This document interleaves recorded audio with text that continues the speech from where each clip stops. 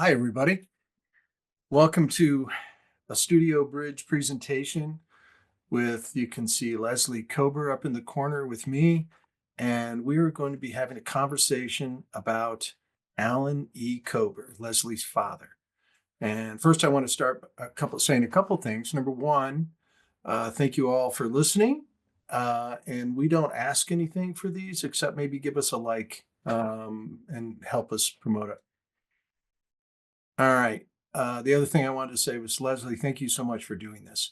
You put a lot of effort into sending me materials, and I hope I can produce. So, Nice say to be. hi to everybody, Leslie. Thank you for being here. You're welcome. It's great to be here. Great. Well, you and I share a lot of similarities. We grew up about the same time. I'm a little bit older, but we grew up in a kind of a fantasy world around some of the greatest illustrators that have ever worked. Some of them related to us, and very similar. We both chose the same path, and I find a connection with that. I think we've had a lot of similar experiences, and we know a lot of the same people. Um, Amazingly, though, I never met you as a child. I met most everybody else, and it was a real pleasure to meet you. It was probably 4 years ago in person for the first time. And if people don't know, Leslie is currently the president of the New York Society of Illustrators, something that I believe they've curated and promoted American illustration since 1901. And I still think of them uh, as the place. So thank you for your efforts in that. Yeah. So, okay, let's talk about first get the elephant out of the room. We both had to deal with uberly talented fathers, and we both kind of did it in a different way. We've had these conversations before. Your father was extremely nurturing to you for as a child, is to be an artist, and my father told me not to be an artist most of my life. I had to prove to him that I really wanted to be an artist. He was very worried about it. And then I think my father's biggest fear in life for the first couple of years was I was going to be a really bad artist. But you've told some wonderful stories, and I actually have. We even have a picture that we'll look at later on of you drawing with your father. Um, and what was Alan like? What was he? What was that? What was that experience like as a child? Well, growing up with a father who was an illustrator, he was always around. And in those days, fathers were usually not around. Fathers went off to work, unlike now where so many people are home. So I had a very unusual childhood because my father had a studio at home. It was actually on my property. It was down the hill from my home. It was in a renovated barn. A blacksmith shop actually was at the bottom of it, but we lived in a home that was about 350 years old. And he renovated the barn where the garage was above that and made his studio. So my father was always around, which was really unusual. And I was very close with him, obviously following in his footsteps, wanting to be not only an artist by the time I was 5 years old, but I wanted to be an illustrator by the time I was 5 years old. So in his studio, he kept paper and materials for me and my brother to use when we came into a studio to do our artwork. And very often on my way home from school, walking up we had a very long driveway. We lived in a very secluded house. We had no neighbors around.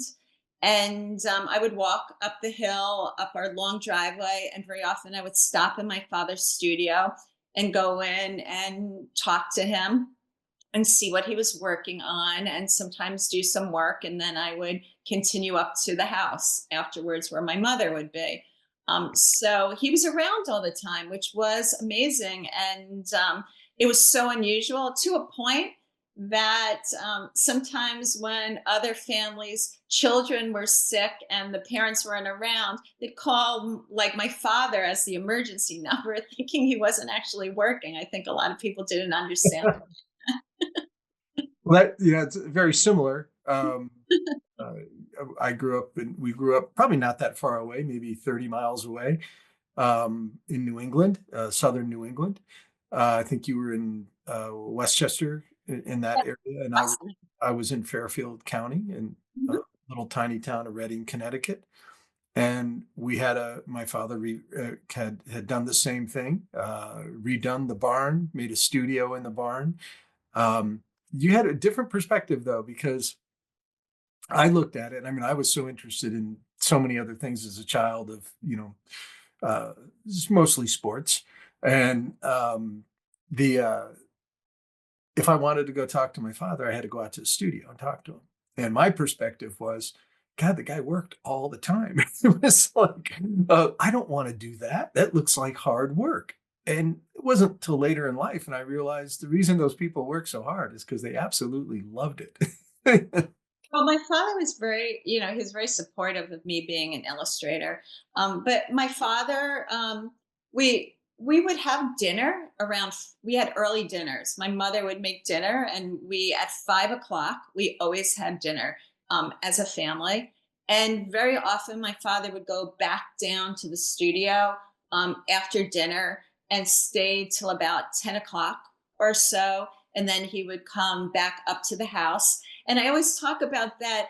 Whatever assignment he was working on, he always brought it up from the studio to the house. And in my family room, he would always lean it. There was this, my parents had a lot of antiques, and he would always lean it on this one antique we had, and he would look at it and he would ask our opinions, like, what do we think? Or ask my opinion, what do I think? But he would always bring the piece up that he was working on to kind of like look at it in the evening when he wasn't working on it and get our opinions of what we thought about it. So he would often go back after dinner. I do remember that, but he always came up for dinner. We always had dinner together at 5 o'clock. Wow, what a great family environment. Well, now I do the same thing. But I share my work with like three or four other artists, and I'll say, "What do you think?" Not my family, just because we have the technology to do it. I just think that's interesting that it stayed within the family. Yeah. My father and I, once I was older, talked about art a lot, and I think there was a closeness and a kinship to it that was created that that stayed. Um, Yeah, so he always brought his art up, and I would sometimes go into his studio and work on the floor in his studio. He always had classical music playing in the studio, and as soon as I came in, he would ask me what I wanted to hear on the radio. Hmm. And he would change it on it. But funny enough, when I started working, when like deadlines were really stressful and things, I would put on classical music as well because I realized like that's like the best to listen to when you're like working and under like stress. I actually remember when he did this piece on it. He did that was with a toothbrush. He used to like splatter and that's how I learned to kind of use that kind of splatter in a very fine way. But he would splatter with toothbrushes, and he would cut like a frisket sometimes on his artwork. And so it wouldn't go into, that's why some of the other areas are clean on it. But this was his, pen and ink, and he would use watercolors combination on this one. And two, Well, I think I can't tell on this one, but sometimes he would put in some collage. I'm almost thinking that gun might have been some collage he was using into it as well. beautiful piece. And we're going to see lots of beautiful pieces. Please stop and talk about anyone that you want Yeah, to. But I have a yeah, couple of questions. Your father grew up in New York, grew up in the Bronx. Is that correct? yes. And his father was an attorney, He was defense a attorney. yeah, criminal defense attorney. And Yeah. I don't know what his mother was, I don't know how to describe what she did except for maybe a social worker or a caretaker. Um, She well, I wouldn't say she was a socialite. She wasn't going out to work every day. Let me say that. But she would volunteer, and she would volunteer. She was the president of what was called the home for. I know it's not a correct word now, but it was meant to be correct. It was called the home for the retarded, and it was actually for a lot of children who had mental disabilities and things. And he learned at a very young age to, I think that's where the Forgotten Society came from. um, I talk about that he was very sensitive to other people. His parents both between going to what was called the tombs in New York City in those days, which were the prisons. He would often go with his father on Sundays to visit my grandfather's clients who were prisoners, some of them. And so he learned about a world and, a sensitivity, and through my grandmother as well, he learned about that. So he that's what the Forgotten Society. I mean, he loved going into nursing homes and speaking to people, the prison system, people with disabilities on it. So that's where that comes from, really, his background. so and that was probably his fascination with that and his interest. Um, your father referred to himself as a visual journalist. And so, the experiences, and again, we'll start digging into that. I mean, your father was incredibly impactful on the illustration industry from his approach, not the non-traditional art direction and of saying, oh, we need this from this part of the narrative or whatever. And he would approach of these are my observations and this is my point of view in my illustration. And it really did kind of throw the illustration, process or the act of working with an art director a curveball. And he made it possible for so many other illustrators. He forged some really serious ground and made a big change in the industry. Well, my father was really compulsive about drawing. He loved drawing. If he didn't have an assignment like this piece that you're showing right now, this is his sketchbook. That's actually him, and he would draw. That was would be in Cape Cod. That's why he has like a crab shell kind of on his head, which looks like hair on it. But my father was compulsive about drawing. He drew like all the time. If we were in Cape Cod in the summer and we were all at the beach, he, would be in a circle and we'd all be sitting at the beach together, but he would be drawing everybody and drawing everything in his sketchbook the whole entire time on it. So, and talking about, the Forgotten Society, I mean, that was an assignment that originally was for the New York Times, and it was for Willowbrook, which was an institution, and he was supposed to do a series of illustration, and he ended up he kept on going, and he did hundreds of illustrations that represented that on it. So you're showing his sketchbook, and I think this one is actually one of his assignments. We would travel with him very often when he had assignments. He had some assignment that he had to go to carnivals throughout the United States, like these really like crazy kind of carnivals in different areas. And we traveled with him and went to all kinds of carnivals that he had to document different carnivals. This is their friends, Mary, Lee, and Bobby, which were really close friends of my parents, and probably in Cape Cod. He drew a lot of them in Cape Cod. They would come visit my parents and stay with my parents. My parents had a home in Cape Cod for quite a few years, and they would come and visit. A lot of art directors and friends who they knew would come and visit and stay with them, and he would draw them in his sketchbooks. I think I was 19 years old when I was at the illustrators workshop in Paris. And at breakfast one morning, your dad drew me for a while. I don't know if it exists anywhere, but I just remember being really, conscious of him drawing me. Well, one of his most known things is he had a book that was called The Birthday Book. He found it at I don't want to, I see this art, I want to talk about that. And then I have other stories. This is the Yep. Pope. He traveled for the Pope with the Pope. Fred Woodward, who was the art director of Rolling Stone magazine. And my father had known Fred since, I guess Fred was at Texas Monthly. And then when Fred went to Rolling Stone magazine, my father continued, a close relationship with him and did a lot of work for him. And my father had an idea of, and this is how I was told it goes, that to tour with the Pope, have the Pope like he was touring like a concert. So Fred actually agreed to it, and my father actually toured the country wherever the Pope was.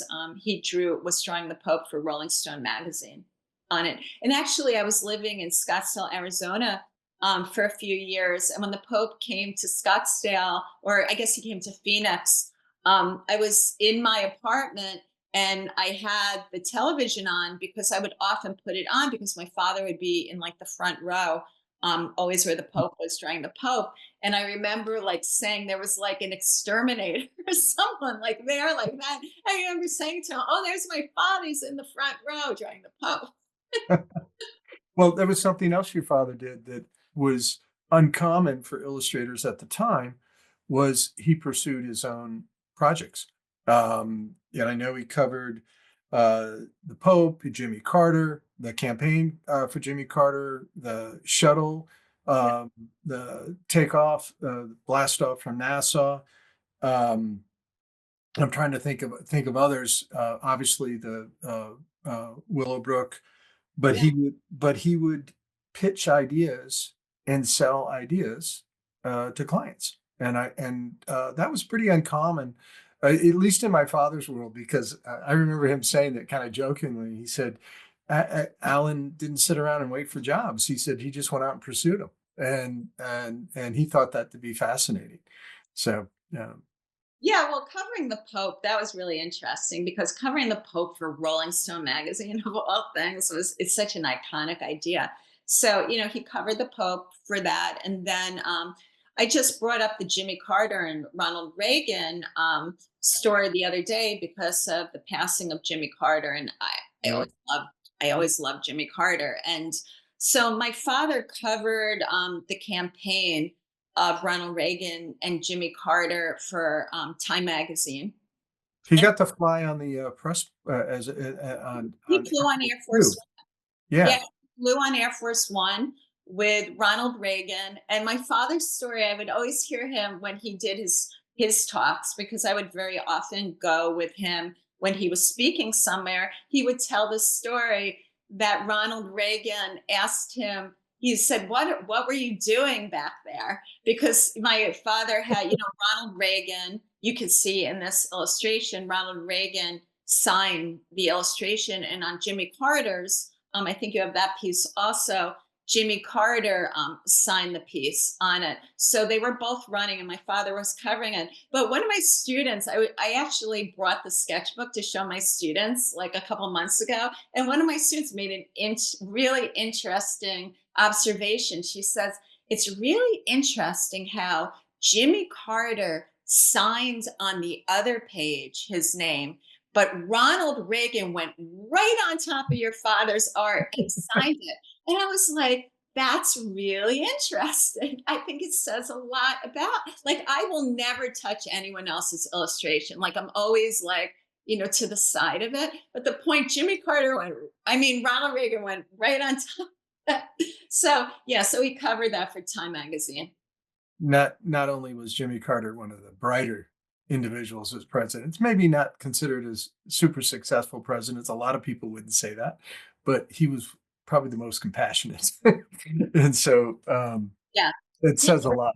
Yeah, I mean, my mother, while my father was doing these things, my mother would take me and my brother. She took my brother and I into New York City to see Jimmy Carter coming through town and campaigning. And I remember him being on a float and like waving. So, my mother covered the other things, but she really took us to see a lot of things. So we were like around a lot. My parents, like, like showed us so many things as kids. We were really like part of like what they were seeing and looking at.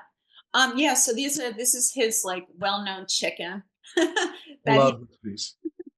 I love it. Just yeah, showing off his drawing chops uh in a major way here, but just making a really beautiful image.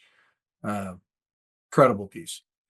he had a lot of stuffed like animals, true animals that were in the house. He had like a chicken, he had a crow, he has a pheasant that were Um, did you have animals around your house?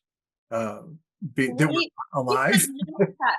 We had actually no pets because my father had a really strong allergy to animals. We I sadly I only had a bird named Chuckles who I adore as a kid, but we had no pet there. But we had a lot of animals that were stuffed that he would use for drawings. A little alligator. We had skulls around the house, a lot of skulls, and in his studio and things. That's funny. Very similar, except we had the real ones too. We had chickens, gamecocks, chickens, and my dad had a pet crow in his studio for about 3 years, and it finally, I think the airbrush was eventually the end of the crow. uh, Now that you say that, we did have a chicken at one time, and maybe that was the influence for that chicken. I don't even know. We did have a chicken that he made a pen for outside for a little while, but we had a lot of like because our house was secluded and it had woods around it. We had probably like a lot of raccoons and fox and deer and things around. So eventually, something came and like ate the chicken. Maybe that was the influence on we the. we had that experience too. um, uh, interesting. Uh, I I think yeah, again, I said this earlier. I think of so many things my father said about Alan that I remember. One of my favorite things is him kind of punking my father one day. They Alan was drawing him, and they were traveling somewhere together with the illustrators workshop, and was drawing him, and at first he commented that your father would carry on the conversation and his hand would still be moving and he wouldn't be looking at what he was drawing, and then he would look back down and then like take, like, oh, he kind of surprised, and then use whatever he had done to throw it off a little bit. And so my dad made a comment about that, and then my dad said, well, very seriously, when did you realize you drew like you that you could maintain this primitive feel to your work at times, pull it in and pull it out? And he was trying to be, really smart about his answer. And your father, in a very straight face, said, "What do you mean? What do you mean my work is primitive?" He said, "I don't get it." And Well, interesting. Like my parents collected a lot of antiques and they loved primitive art. They loved primitive art. They loved folk art. We had a lot of folk art in my home. And, we had a major American Indian carving, like a cigar store Indian, which was massive in our house. And a lot of the folk art had, shorter arms or bigger heads, or, right. like they're all the perspectives were really off.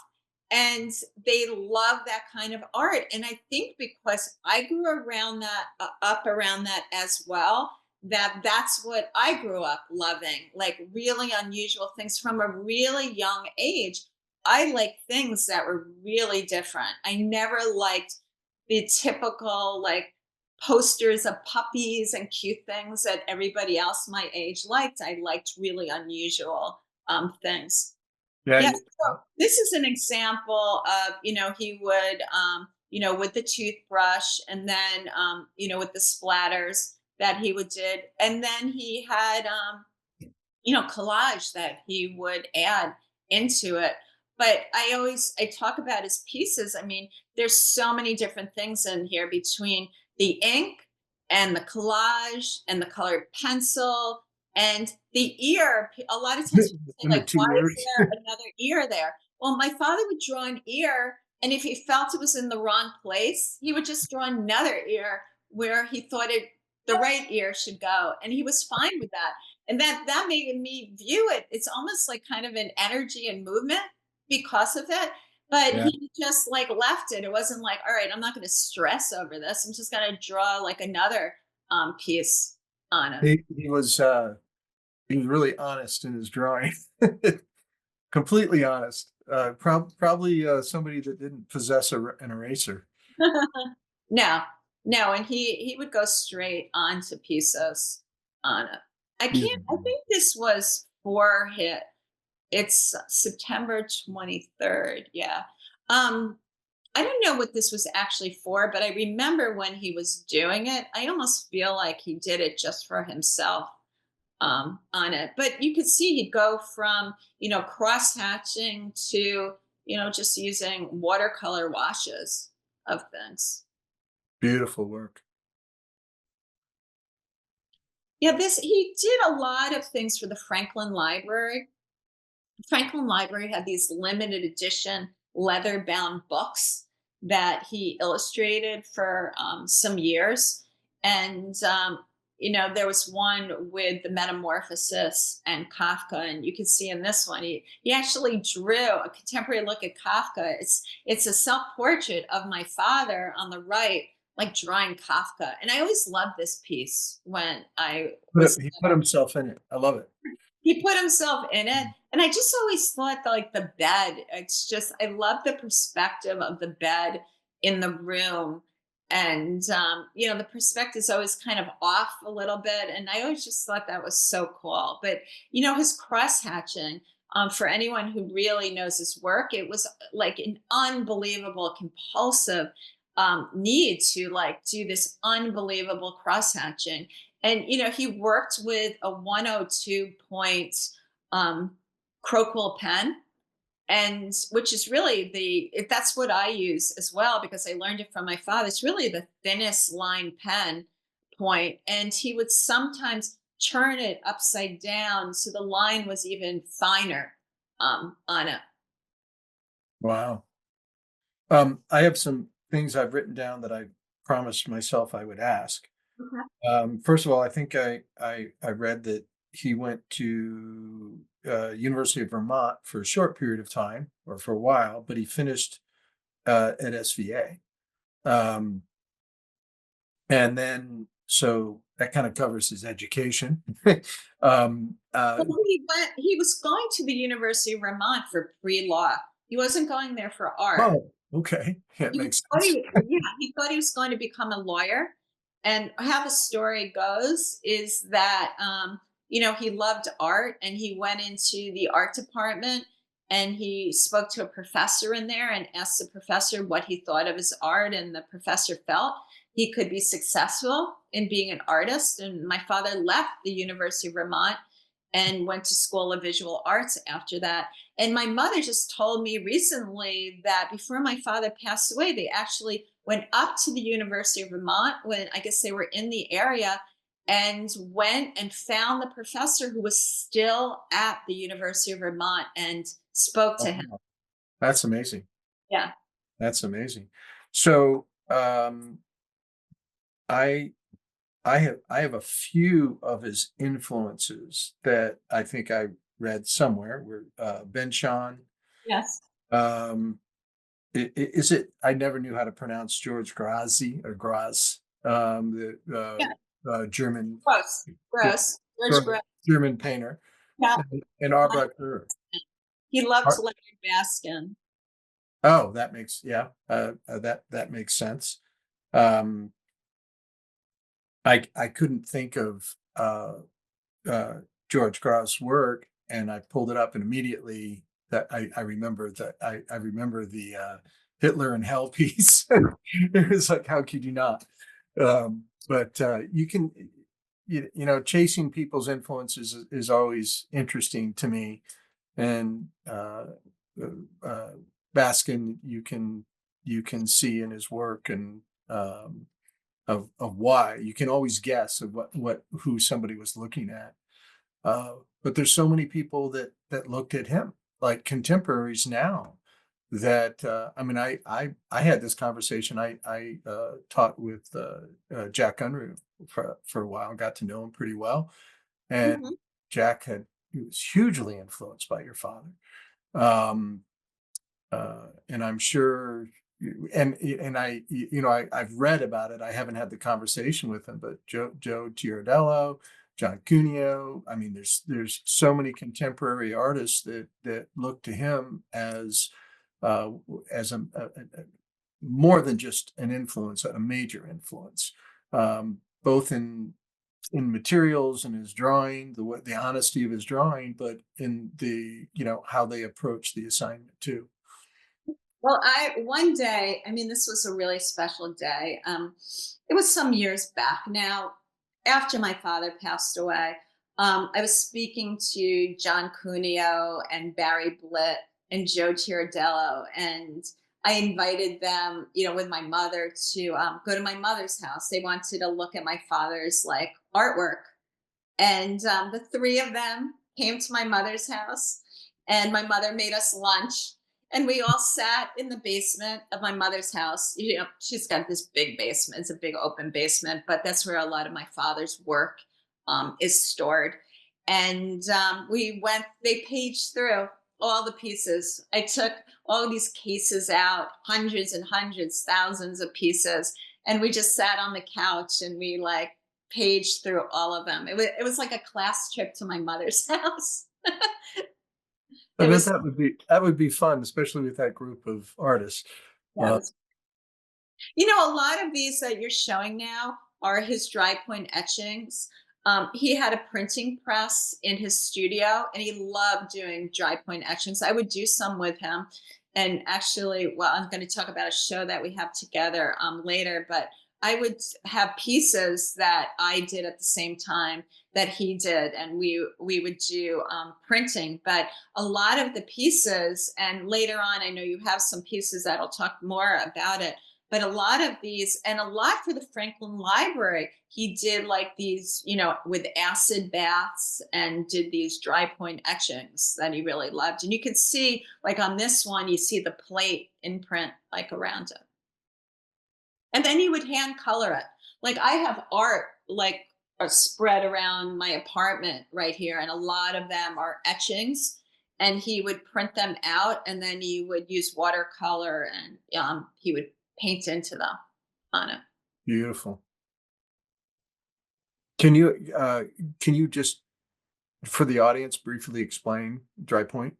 What the etching you Well, yeah. I mean, first of all, you have to do it in the reverse. So anytime there's any lettering, like any printing, you have to do everything in the reverse. But you actually put like a finish on the plate, and then you scratch into it, and then you put it into an acid bath, and the acid it like bites into the plate, and then you're able to like ink it from there. So it has like a really great, and you get really fine beautiful lines on it. So all of these that you're showing right now, these are all like from his prints. And I always loved looking at them because I always love the visual of the plate that you see like imprinted onto it. Yeah, these are all dry point etchings. no, you can't tell me that Brad Holland didn't take a good look at these also. I remember Brad Holland's. Well, oh yeah. So this is the one I actually wanted to talk about. Um, this one. Can you go to the next one for a second, John? Yeah, so this one I feel like he did first because very often he would have to do a piece for an assignment, and then he would on his own do a dry point etching. So if you look at this one with the mixed media, which is India ink and using watercolor combination on it, can we go to the other one now? Which is you could see is really similar, but this one's in a dry point etching, and you can see it says artist proof assassination Martin Luther King, which is kind of fitting for like Monday coming up, Martin Luther King Day on it. But he would do pieces over again to get like another kind of feeling of it. It's beautiful. People are going to say, because I started talking about Brad Holland, but I was just saying that Brad Holland was one of the speakers at the illustrators workshop. And I actually went and had lunch with all of them because I wouldn't hang out at the illustrators workshop while everyone was working, because that was like too much for me to be with that. And I didn't want them like looking at my artwork and comparing. And I was like a kid. I was really like, I was like in middle school or something. But I would go to the lunches. He said, like, Brad Holland was coming for lunch. I was like, I'm going to come to the lunch. I'd like hang out. Actually, Brad Holland, when I was a kid, was one of my favorite artists. Yeah, I've always been a huge fan. I thought he was conceptually just the best. I mean, a great picture maker and just so unbelievably good as an illustrator. Um, Well, to tell a little story about that, it's, my father curated a show during the Vietnam War at the Society of Illustrators. And there was a pin that I loved. That all it was a mouse, and the mouse was on its back. It was a black and white line drawing. And then the tail came around, and the end of the tail kind of shot the mouse. And the tiny bit of red, like kind of blood, came off of it. And, being a kid, following in the visual of what I grew up in, it was like my favorite pen. I loved it. And I found out like so many years later that Brad Holland had done that pin. He must have been practically a kid yeah. at that point, because that was a long, long time ago on it. So I just held on to that pin. I still have it. For the very last year we did the academy, right? Yeah, right, the year before my father passed away. Um, the first week of the academy, I had uh, my father and Gary Kelly and Brad Holland as the three speakers for that week, and I was just like, I have pictures of it, and I still can't believe it happened. I just like, well, it's just absolutely legendary. Well, I have a story with Gary Kelly, because when Gary Kelly first started working, my father was very inviting to great illustrators, like mentoring and wanting to be around really talented people. And I remember Gary coming to Ossining, where I grew up, and my memories that, my father picked him up at the train. And I remember Gary sitting in my living room when he was probably first starting. He was a young illustrator, and it was just one of the memories. There were a lot of people around my house. My parents invited a lot of people around often. I think that was uh, common. The illustrators use their homes. I love going into Fred Ottna's studio, and he had like a viewing area in his studio that was beautiful Barcelona chairs. I mean, just gorgeous, and the whole house was beautifully designed. But he had like a space, an empty wall that when he brought clients, he would hang the piece there, and they would sit. I mean, it was so calculated. Yeah, uh, that was, you know, illustration was a different world at that point. Fred But had a beautiful home. I think his furniture and everything, oh my gosh, as my kids would say, his aesthetic was yeah. really amazing. Every time, the thing that was said to me the most when I was at their house is, "Don't touch it." Oh, Just- well, my parents had so many collections, but I never was told not to touch things. I knew if we went to museums and galleries not to touch Yeah. it. Well, You his wife Fran had like all these very. She was into decoupage, and she did these like blown eggs, like that blow the eggs out and then paint the eggs, decorate the eggs, and I would be picking them up and.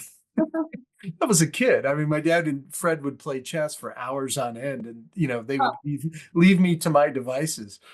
Well, they didn't have children, so probably when you Yeah, walked in the door, they didn't even know what to do with you in their beautiful home. yeah. When you have children, you're kind of used to that kind of. They knew what to do. Go outside. He had a great swimming pool. They were very nice. They were great. The So pool I learned to swim in. I'm sorry? The pool I learned to swim in, at Fred's house. Quarry. Yeah. Quarry pool. Yep. Yeah, yes. I swam in that once. And it was a memorable once. um, yeah, this is an older piece of my father's. I mean, this must have been like in the late 60s, early 70s. Great. I think it was a promotion piece, actually. Well, he looks younger.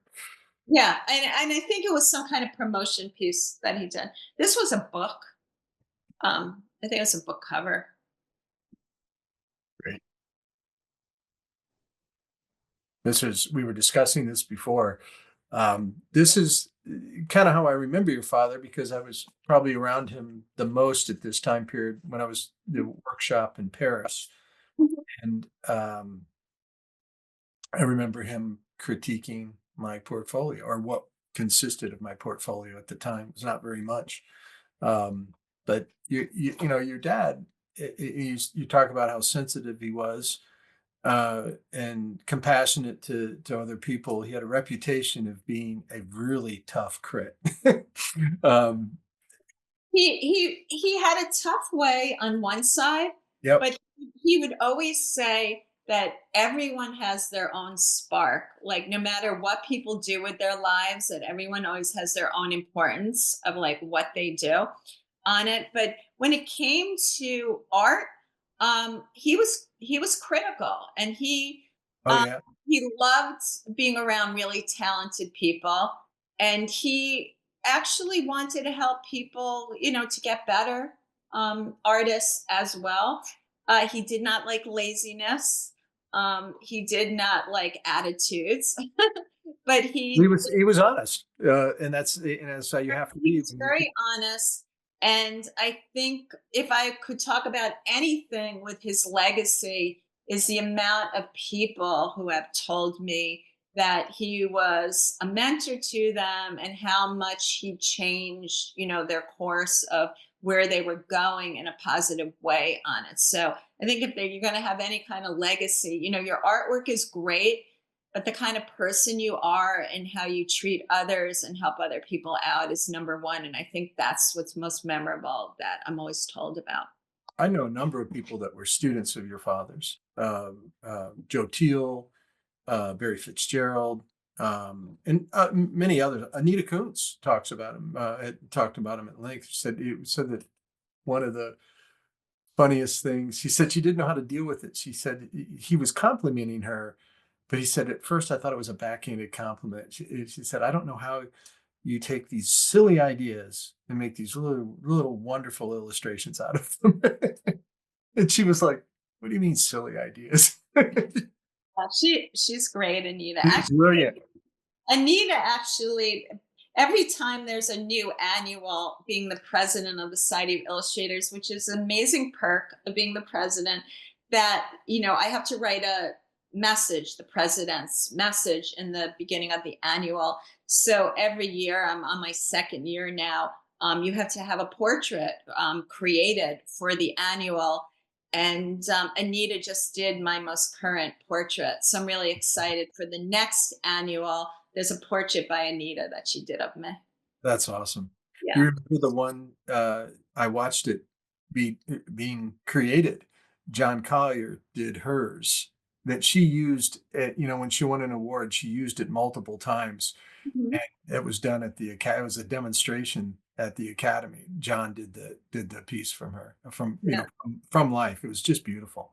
Yeah. It's really special. Actually, I just have it hanging right over here on this wall over here. I Yeah. So, well, I put the photo and this because this is really what was top of mind when I was really learning about your father as an artist. This was a lot of what I mean, I looked at this and I was like, damn, that's like a different thing to me.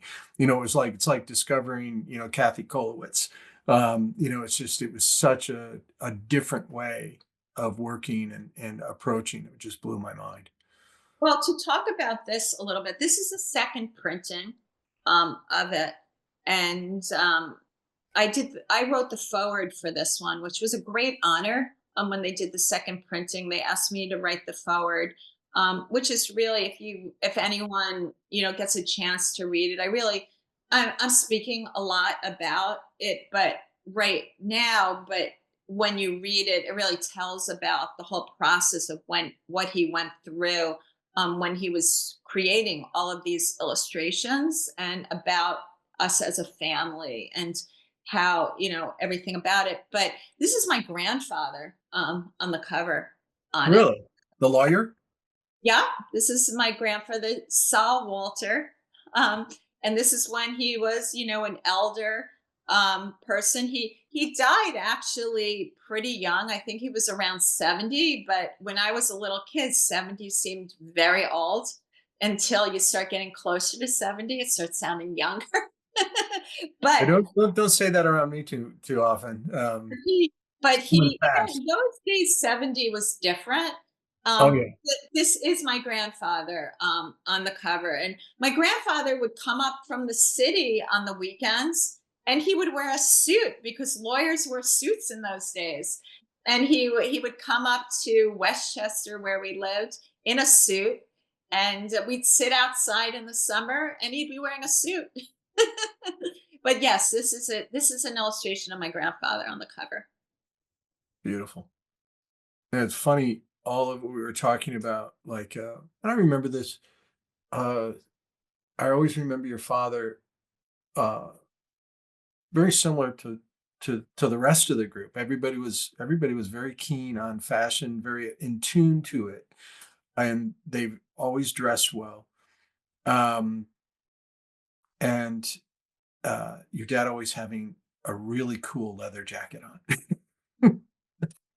I remember that. I mean, even before I got to like when I remember from 12 or 13 years old, being around your father and him, he was a kind of an imposing presence.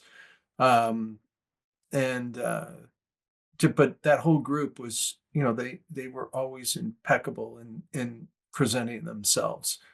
I felt that was part of the position as an illustrator, I think. Well, I think that's always, presentation is a lot. And very often I'm saying to my students, because of that memory, that it's your own, you're an entrepreneur and you're the CEO of your own company. So why not, act a certain way to present yourself? Right. Uh, and we all know there's certain illustrators who dress very well and walk into a room and it's noticeable. So, I mean, everyone is different, but yes, that was their mentality. And any photographs you see of all of them, they're beautifully dressed on it. My Well, father, a lot of these pieces you're showing right now, one of his influences, he loves Saul Steinberg, as I do.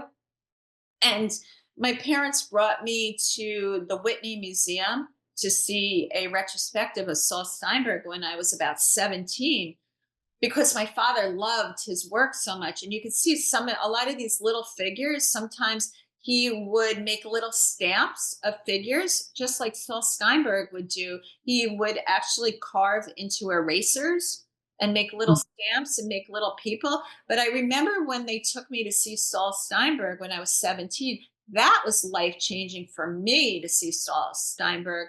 And I think a lot of who influenced my father, like I have a lot of Leonard Baskins that are hanging in my apartment.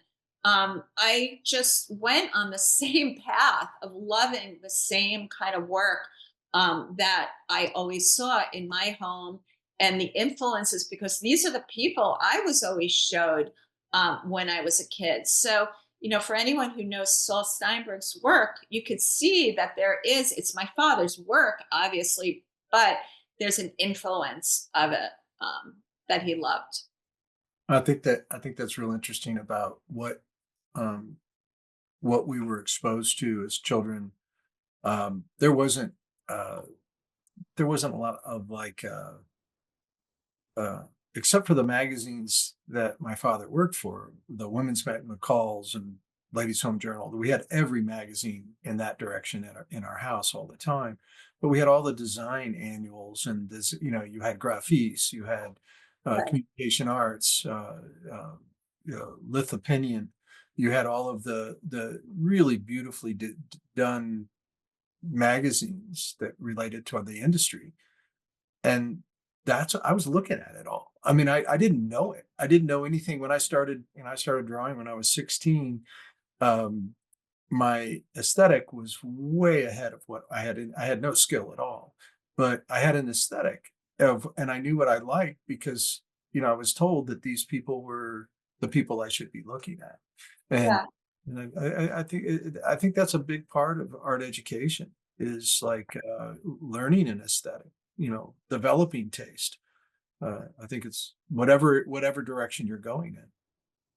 Well, we went into New York City almost every weekend. My grandfather lived there, so we'd go very often go visit him, and then we would go to museums and things. But I mean, you are what you see, and he always said that what you create is a combination of like all the things that you've been reading, looking at, movies, pictures, everything like in combination of it. I totally agree. That's gorgeous.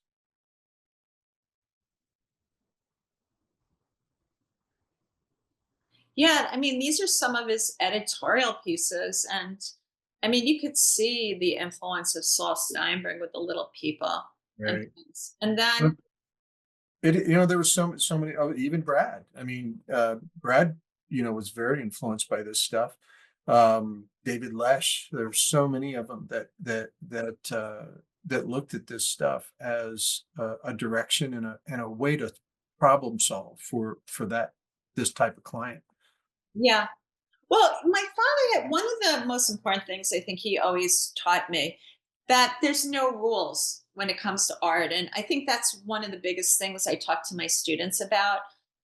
We can all watch others and what they do and have others use mediums, but we really have to make our own rules as we experiment in it. And he used anything like, the previous piece that you were showing, there was, can we go back to that, John, for a second? Like you could see there's like, there's the India ink, there's the watercolors, there's the colored pencils. There's like, he used to like really work with the a pen. He had a tool that was an old dental tool that he used to like scratch into the paper, like indent the paper. So if he used his colored pencil on top of it, it would show up like white in those areas. So he'd be able to make kind of patterns by, the reverse of pressing into the paper with it. So he used like all different mediums. The only thing he did not use acrylic paint. He did not use oil paint, but all the other things, he was always just trying other things and just working with all of them in one piece. He was a master at those materials. As I mentioned earlier to you, this was I don't know if it was a trade my father made or whatever, but this was in my household as I was growing up. I I always it always fascinated me. Yeah.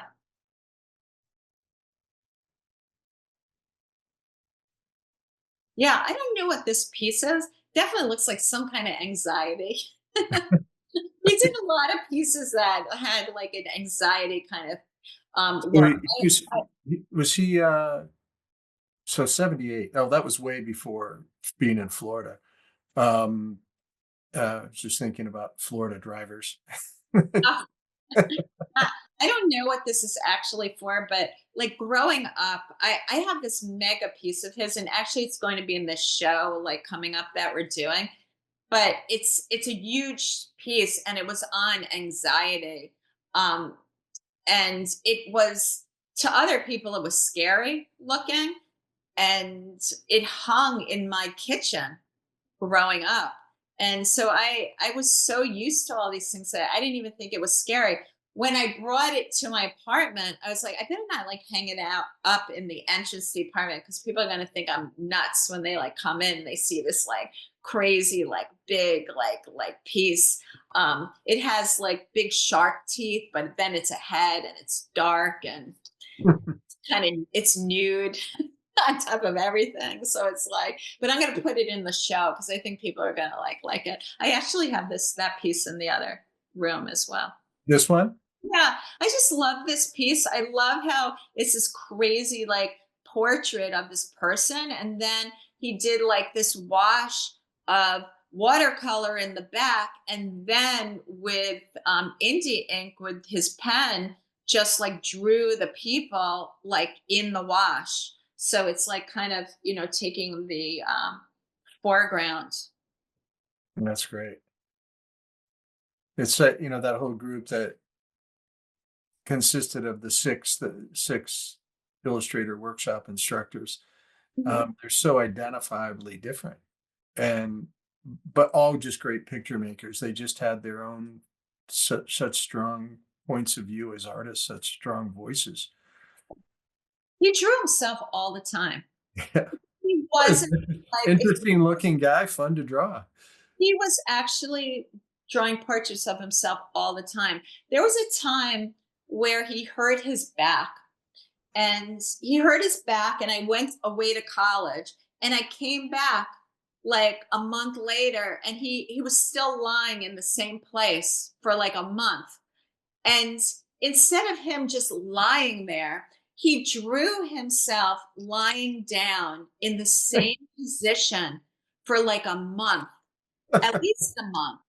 My mother has a whole wall of his portraits, and he actually had a show. I think it was like Alan E. Cober lying down or something, of just over and over and over again redrawing himself lying down. Like he must have been lying on his side with a mirror, like drawing himself, because they're all it's remarkable. And he's lying down on his side in every single one. There must be like at least 10 of them like this big, and he had a whole show of it on it. Wow. The kind of goes to show you like it was never ending. Like he just loved like drawing all the time. Yeah, I was thinking about I was reading a little bit of his history of things I didn't know about him being at Fort Dix and being in the army and what he and I I bet you look for a time in somebody's life where you just focus on drawing. And I really bet that, what happened, what came from those periods of time of, being in the service, because my dad said it happened to him that way, except that he didn't know anything about being an artist at all until after the service. Um, My father was lucky because when he was in the service, I think it was at Fort Bragg, actually, and he was in a special services where they created the posters. He was like in an art, like something.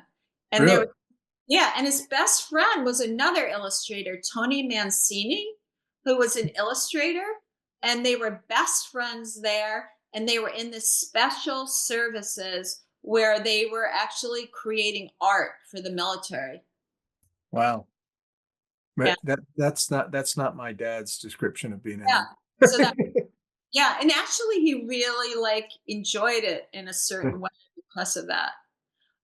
Yeah, so some of the previous ones you just showed were for Willowbrook, and the Forgotten Society, and this is just obviously an editorial piece. something to do with cocaine Yes. and money. Another portrait.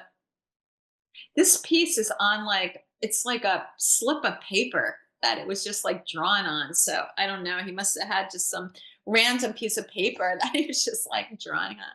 It's got a lot of texture to it. Almost looks like a canvas paper, like It's oh, really not. It's like a junky kind of piece of paper.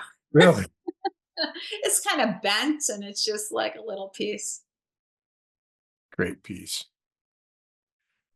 That's how you draw a horse.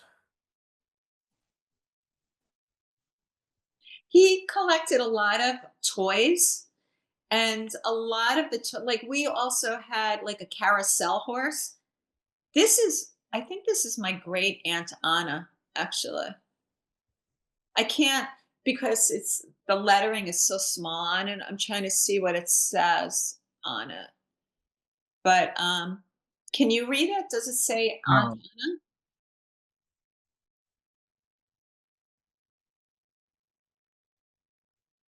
Talks about Brooklyn. I can read that. Um, I think it's his Aunt Anna on her In 80 Flatbush, Brooklyn. 80 yeah, her 80-year-old. I think it was my Aunt Anna. She probably was living in Brooklyn. I think it says, like, when she was, like, 80 years old. He would take me to see his, like, great-grandmothers and, like, he really loved family. He was very connected, like, with his family. That's cool.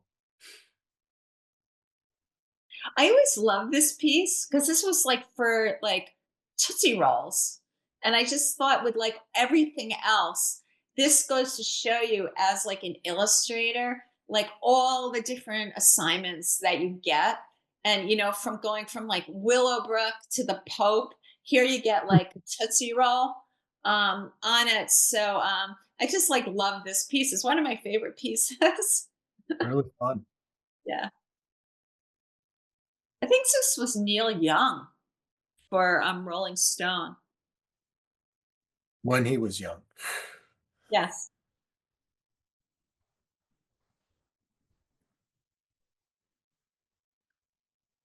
I don't know what this was used for, but I always just liked these portraits of these women.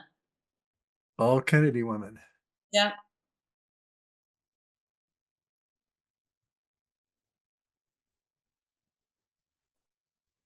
That this almost looks like for the pandemic, but it Yeah. pre-pandemic by like 30, 40 years. Yeah. Looks like it'd be done for like a science magazine or Yeah, something. definitely. I always love this piece. This was for New York Magazine, not the New Yorker, New York Magazine. Right. And Robert Best, Bob Best, my father did a lot of work for him um, at that time. And I always love this piece because to me, it looks as contemporary now. I mean, this was, I think, in the 80s, the early 80s. And it looks like it could be done right now. Absolutely.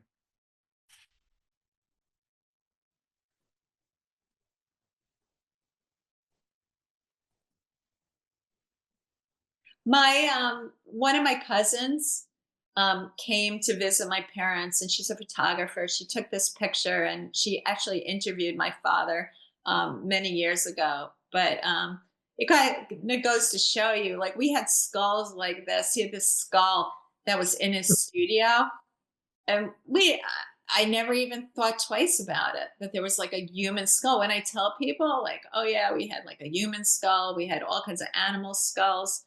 It was just what was around. Interest in drawing. Yeah, Clinton, and there's Mondale. Wow. Another self-portrait that he did, and people would always they almost get scared. They're like, he's drawing with skulls. It's so dark, and I'm like, it wasn't dark. He thought this was funny. The way like the skull, the skulls, they're going like this. This was his sense of humor. It had nothing about being dark. My father did not have a dark personality at all. But he loved kind of like these like dark, like the skulls doing things. But I think that was just a creative way of being. It wasn't like dark. It was just comedy, really. There's the birthday book. Yeah. So the birthday book, I started to talk about it. So he found this blank book in an antique shop, and it had dates like through it, and it didn't have the year. It just had every day of you know May 31st, June 1st, and it like numbered. So he decided to call it the birthday book. And anyone who he knew, anyone who came to the house, every relative, every friend would pose for him. He would ask you to pose. And there's a book. It's actually quite remarkable. It's filled with people's portraits on their birthday. Like I shared a birthday with my grandmother. So we shared a section because my grandmother and me were on it. The only people who got full pages were my children, his grandchildren. When his not my daughter, because he had already passed away by that, but my son and my niece, who were the older ones, have full pages because those were his grandchildren. Everyone else had half pages or quarter pages on it. But it's an incredible book that you could not leave the house, or he would carry it around with him, and everybody he knew. There are so many illustrators in it, friends, relatives, all in the birthday book. I don't know. I think you shared it with me one of our class interviews. You shared it. You showed a number of Yes. pages out of it. Yeah. And then later on, he was getting tired of working in illustration. He really didn't know many of the art directors anymore. It's kind of like, a new generation takes over and certain work is happening. He was really in love with ceramics. And unfortunately, right before he passed away, he was really getting noticed in ceramics. And I always say with my mom, if he had lived longer, he would have become a really well-known person in the ceramics world. But I think, unfortunately, with artists, I mean, there's so many more things that can always be done, um, and they never live long enough to get everything done. But his ceramics are amazing. And actually, if I tilt this computer like a little bit, behind me, I can like move a little bit. There's all these ceramic heads. Can you see them down here? Oh yeah. Yeah, there's all these ceramic heads with his heads. So I have many of his ceramic pieces, and he would take his conceptual illustrations and make them into ceramics. So really, his last years, um, when he so-called was retiring here, my mother said, she thought he was going to retire and be around the house. And he was like, "You thought I was going to retire and just be around?" Like, he would go to a ceramic studio, and she said he'd go from 9 to 5, and he would work on his ceramics. So you could see this is an example. He would take like these conceptual pieces and create them in ceramics. So I have 4 heads in this apartment that are like amazing. I could pick one up right now, actually. Here's one. Oh, that's great. And all these like really incredible ceramics that he did. Yeah. Hmm. That's good. I didn't know he was that involved doing three-dimensional work. That's great. They're really fantastic. They're really amazing. Well, I have to ask, oops, I think I showed that earlier. Um, I have to ask, talk about your father's teaching a little bit because he, you know, This is my grandfather also, by the way. um, I mean, Um, he my was, father taught, well, of course, there was the illustrators workshop that he did created for years, with, your father and Fred Ottness and Bob Heindel and who else? Bob Peak. Peak. I'm like, yeah. And John DeCesar was kind of the manager of the whole thing. So they started in Tarrytown, New York, and then they started branching out. They had it in California, they had it in Paris, they had it on an island somewhere. Did they have it in St. Martin? Where was the island? Do you remember? The St. Martin's. Yeah, St. Mark's. So, he started out teaching, doing that. He was down at Ringling School for a time where my parents would go down to Florida in the winter, and he would teach at Ringling. And he would commute actually to the University of Buffalo. He would leave on a Thursday, and he would come back on Friday, and he loved teaching. He loved being out of his studio, and he loved the students, and he loved teaching. So yeah, and at the very end, he was actually teaching at the University of Buffalo. when he passed away.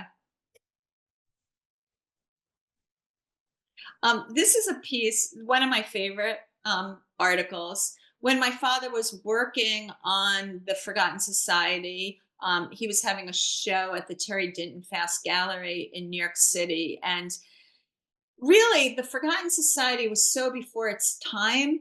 It's when we didn't really think of people with disabilities as, keeping them in our homes. Like, very often they were put into nursing homes or in these special homes. Children were sent away. And when he was working on this story, it became like newsworthy. It was Geraldo Rivera did a story on him, Right. and People magazine actually came out to my house, and this was an article in People magazine. You could see it has a piece of his artwork, which is from Willowbrook, and it has a photograph at the top of my father in one of the nursing homes. And then the photograph on the left, which is a photograph by Jill Kremetz, who's a very well known photographer. She came out to my home and took photographs. And that's me and my brother on the floor, and my father working, and my father's like looking down at me and like showing me something. And it said, with my father with his creatively inclined children, um, Artistically inclined children. artistically inclined children. That is the wording from People magazine on There it. So you go. it's a It's classic. comfortable. They were right. I blew it up bigger because Yeah, I yeah, wanted to point yeah. that out. Yeah. So that's, my father, that was one of my father had two drawing tables in a studio. This is inside his studio. And me and my brother was great in design. He actually worked with John DeCesar for years when he first got out of college. And I, of course, went into illustration. And so this is my brother and I on the floor with People magazine doing an article with the artistically inclined children. John DeCesar was one of the nicest people to ever walk the planet. An incredibly nice man. Yeah. Good designer. Yes. Yeah. So this is the Smithsonian commissioned George Washington mural. Yeah. So I recall when my father did this very well. We actually, as a family, we went down to Mount Vernon, which was George Washington's home. My father had a meeting down there about this, and I remember they picked us up and they drove us around the grounds in a golf cart, and I thought, wow, this is so cool. And yeah, so he did this for Mount Vernon and the Smithsonian. It was a big mural. And, obviously he didn't do the illustration this large. He did the illustration smaller, and they blew it up um, for George Washington.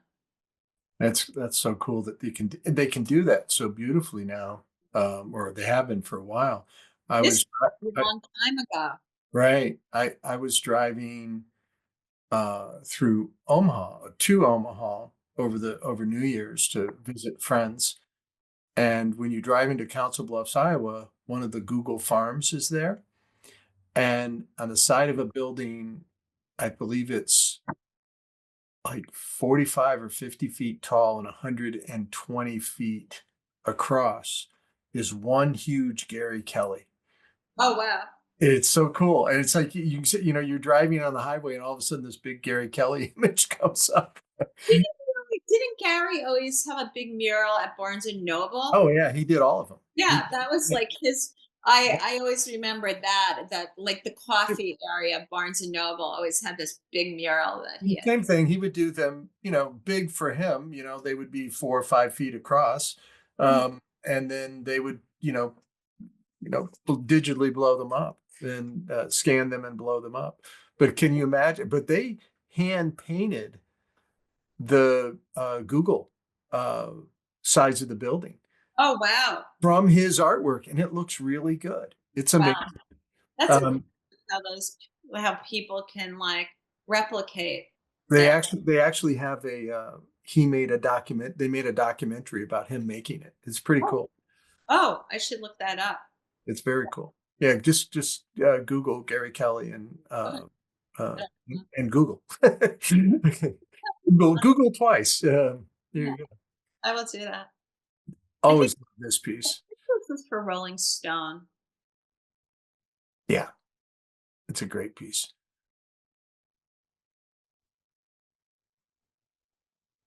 Yeah, I mean, this just shows the example of just using so many different mediums on one page. Um, No, such a interesting drawer and good designer. mhm. Yeah, and this is just another one of his dry point etchings. But when we would be in Cape Cod, he would, collect a lot of, you know, bones and jaws of fish on the beach and birds and all kind. And a lot of these illustrations really came from that. It was like kind of a combination of some kind of skull, bones that he found, and then he put it onto a face and manipulate it. So it looks scary, but they never came across to me as scary. I look at this one. This one is a little more scary than other ones, but it wasn't like a dark way of thinking. I think he was just playing around with a mixture of human with the skulls and things. Well, before I go to the next slide, I'm going to bring up this because I find this fascinating that you got to experience so much of this stuff. But I'm just going to bring up some other things we talked about the traveling with the Pope, Jimmy Carter, Reagan, the space shuttle for NASA. He did a lot of national park stuff. Yes. My dad did too. It was like a huge client for him. I spoke with somebody from the National Park Service just a couple of years ago that they were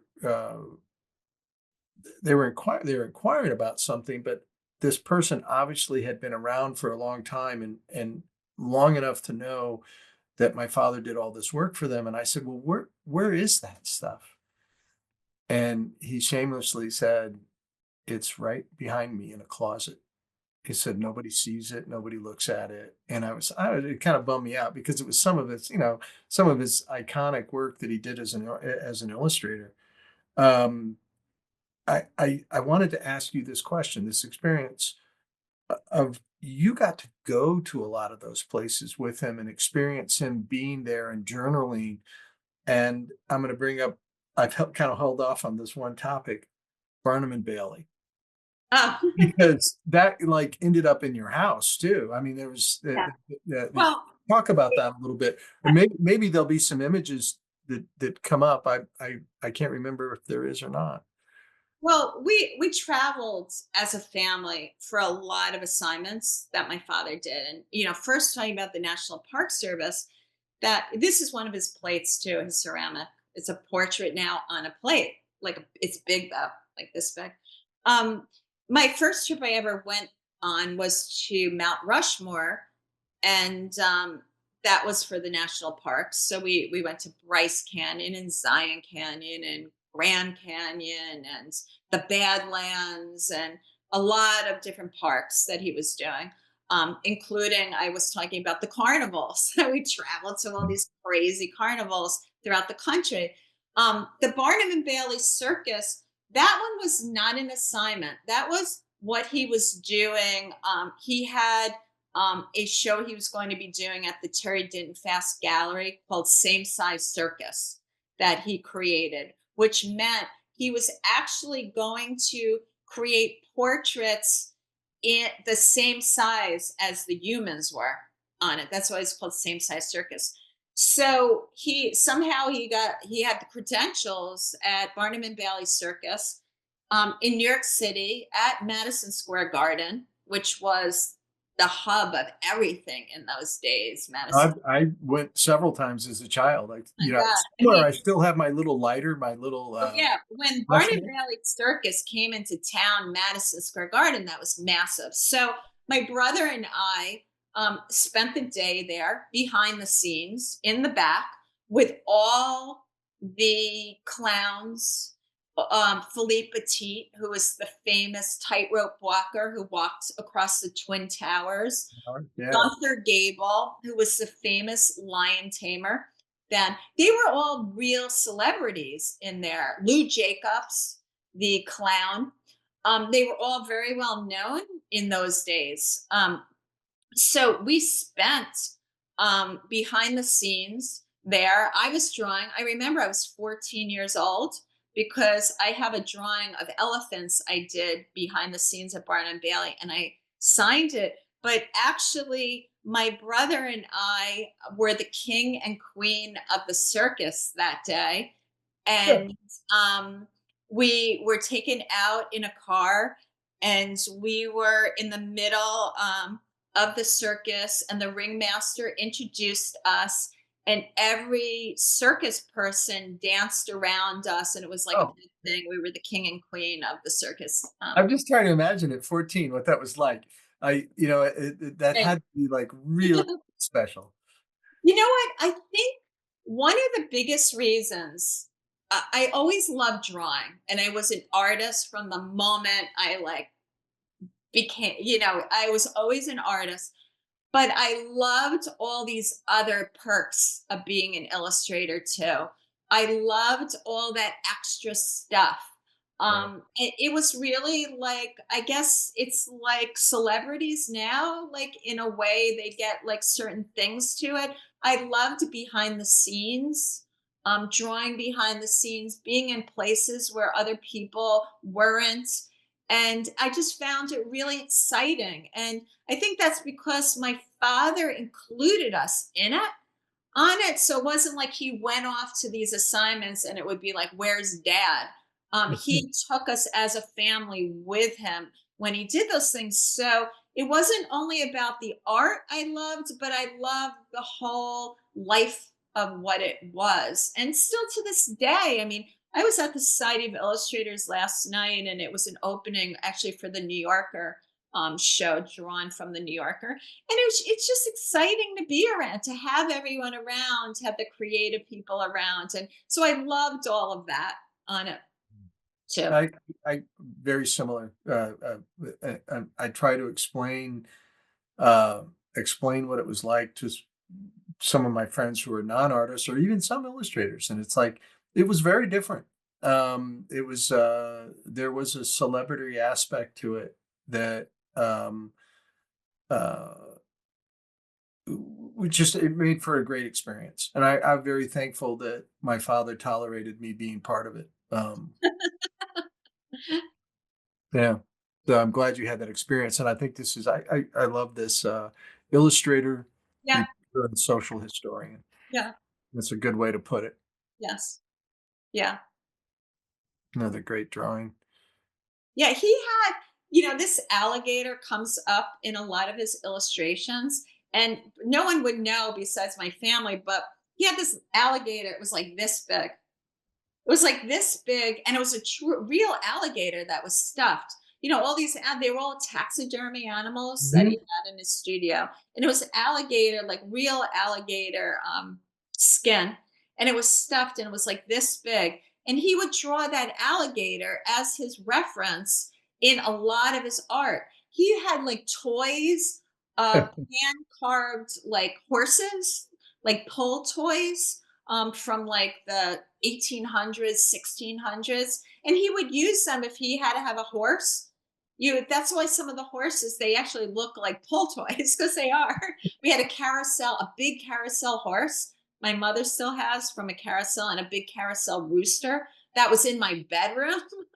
And he used all of those as reference, like all this folk art pieces as reference, where someone else might look at a photograph of a horse. He would look at this carousel horse and use that as the horse. on it. So that's why some of them, and then, you see this alligator, he's probably like looking at this like little like alligator he had. They made it work. Yeah. The great shot of him. Is this in a barn or Yeah. studio? Yeah. This is the blacksmith shop area of the barn. So to the left of the photograph would be where our garage was. It was a two-car garage. And then over it, it was a very old building. And then over it was where he renovated a large studio. He put in skylights in it and big modern windows. But that was like to the left there was a separate entrance where you walked in. It was you walked upstairs and you walked up to his studio from there. So this is in the bottom area of it. You just described my father's studio too. Yeah, I think That's a lot of people. And actually, this illustration back, behind him was the cover for How magazine at one point. oh, cool. Yeah, Very cool. actually, my daughter has the original in her apartment in LA. All right. So before we go, I want you to talk about this because this is coming up, and I want you to be able to promote it and Oh, let everybody know about it.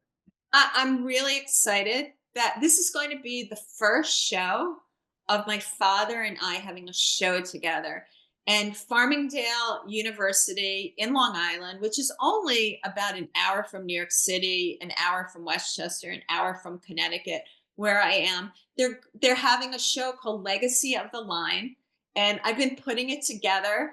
There's going to be about 50 pieces in it, and it's going to have my father's work and my work, a combination, and just it's going to talk about the legacy of two artists in a family, and the influence on me, and showing my father's work, showing mine, and it's going to be showing from February 10th until Okay. April 25th. And the opening night is going to be February 13th from 5 to 9. So I'm hoping that like some of you will like come and hang out and be at the opening like night for it and at least see the show. So I'm putting together all kinds of pieces for it, and it's just really exciting. That's awesome. And you're and deserving, both of you. I just want to remind everybody what a great illustrator you are, and I've had so much fun getting to know you as the president of the Society of Illustrators. What it's been about 2 years now. Um, Yeah, it was 2 years in January that, I was involved with the Society of Illustrators for many years. They asked me to join the board in 2013. So, I was on the board for about 10 years. I teach as a professor as well. But, my passion for illustration and my legacy and my love for the illustration world is obviously evident in everything I say on it. So, yes, I followed in his footsteps and created an illustration artist life for myself as well. So, this show is just, has come together, and they've had great people who have had shows there. I know Paula Scher and Seymour Quash just had a show there. And there's been quite a few great illustrators have had shows there. So I was really honored that they had asked for us to have this show together. And I have I've been talking to Micah and a few other places who actually want to host the show coming up as well. So I'm hoping to have it travel as well. that's fantastic. Congratulations. I wish you all the success in the world. And Leslie, thank you so much for doing this. I Oh, so it's a appreciate pleasure. It's always great to talk to you. I just feel like your family. it. It's easy to talk Nice, to. nice of you to say that. Well, we have a lot of things in common. So thank you so much, everybody. Thank you for joining us. Have a great day.